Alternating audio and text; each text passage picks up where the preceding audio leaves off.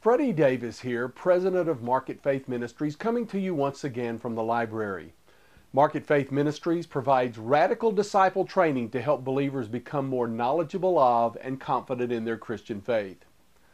Recently, Air Force Major General Craig Olson spoke at a prayer event about how God had guided his career. In sane times, that would not even have garnered anyone's notice.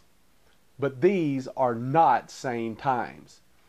After the general's speech, a group called the Military Religious Freedom Foundation, a militant atheist organization, wrote a letter to the Chief of Staff demanding that the general be court-martialed because his, quote, speech violates rules within the Air Force, which prohibits airmen from endorsing a particular faith or belief. They went on to say he should be aggressively and very visibly brought to justice for his unforgivable crimes and transgressions. Now, this prayer breakfast was sponsored by the National Day of Prayer Task Force and was hosted by U.S. Representative Robert Aderholt of Alabama. This kind of event has been held since the very founding of our nation, and until recent times has never caused a stir. Truly, these kinds of anti-Christian attacks are unprecedented, yet are having a huge effect in our day. It should be noted that in this case, the Air Force declined to punish the general for his remarks. But that fact should not cause us to take this kind of attack less seriously. This same group has made other complaints which have been acted upon by the armed forces.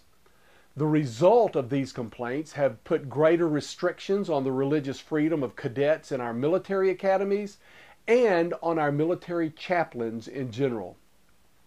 The really amazing thing about these kinds of attacks, to me, are that they are literally attacks by religious zealots. Now, these folks would be amazed to hear themselves characterized this way, but atheism is not a secular belief as they think. Rather, it is a faith system in and of itself. And what these people are really trying to do is decrease the influence of the Christian faith in our nation and replace it with an atheistic faith.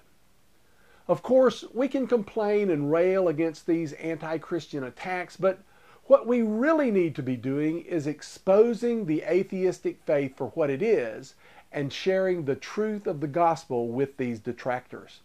Ultimately, that is the only way we will turn things around. Our purpose at MarketFaith Ministries is to teach and train Christians to understand how worldview beliefs affect what goes on in the culture. You can find out more about worldview and its practical implications at www.marketfaith.org. Contact us and let's explore how we can help you in this quest.